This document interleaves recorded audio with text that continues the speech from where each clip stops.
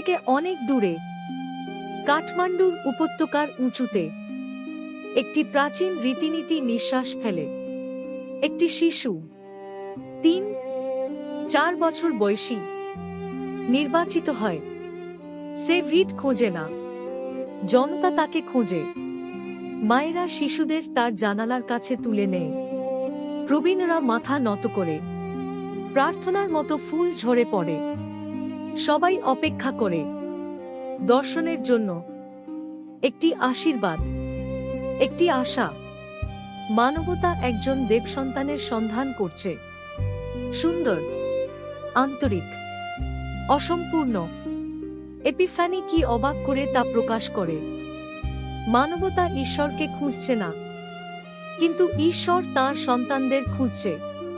ঊর্ধ্বমুখী জনতা নয়, কিন্তু একটি শিশু সমস্ত জাতিকে নিজের দিকে টেনে নিচ্ছে। একটি তারার আবির্ভাব। অনুসন্ধান শুরু হয়। যাজকরা বাইরের লোক ছিলেন, ইহুদি নন, পুরোহিত নন, জ্যোতির্বিজ্ঞানী, অনুসন্ধানকারীরা। ঈশ্বর তাদের ভাষায় কথা বলেছিলেন। পাথর নয়, আকাশ। সূর্য তাঁর সর্বদর্শী দৃষ্টি। চন্দ্র আমাদের অন্ধকারের জন্য আলো।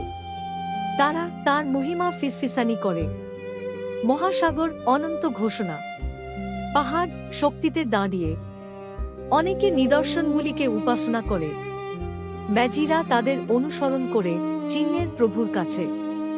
যিশাইও চিৎকার করে বললেন, ওঠো, আলো দাও, তোমার আলো এসেছে। যখন আলো প্রবেশ করল, তারা সরে গেল, তারা সরে গেল, তারা সরে গেল। ঘর ত্যাগ করল। সান্ত্বনা, নিরাপত্তা। একটি প্রশ্ন দিয়ে বিপদ অতিক্রম করল। নবজাতক রাজা কোথায়? আমরা এসেছি তাঁর উপাসনা করতে। অন্যরা অনুসন্ধান করল। হেরোদ ভয়ের প্রাসাদ থেকে, শাস্ত্রবিদ নিশ্চয়তার বই থেকে। শুধুমাত্র ম্যাজি এসেছিল। কেন? তারা উপাসনা করতে এসেছিল, নিয়ন্ত্রণ নয়। আমাদের সামনে 3টি হৃদয়। হেরোদ পবিত্র শব্দের আড়ালে হিংস্র। শাস্ত্রীয়রা সবকিছু জানে, কিছুই আত্মসমর্পণ করে না। জাদুকররা হাঁটু গেড়ে বসে। তারা প্রবেশ করে। মরিয়মের সাথে শিশুটিকে দেখুন, শাস্ত্র ফিসফিস করে বলে। তারা পড়ে গেল এবং তাকে উপাসনা করল। রাজার জন্য সোনা।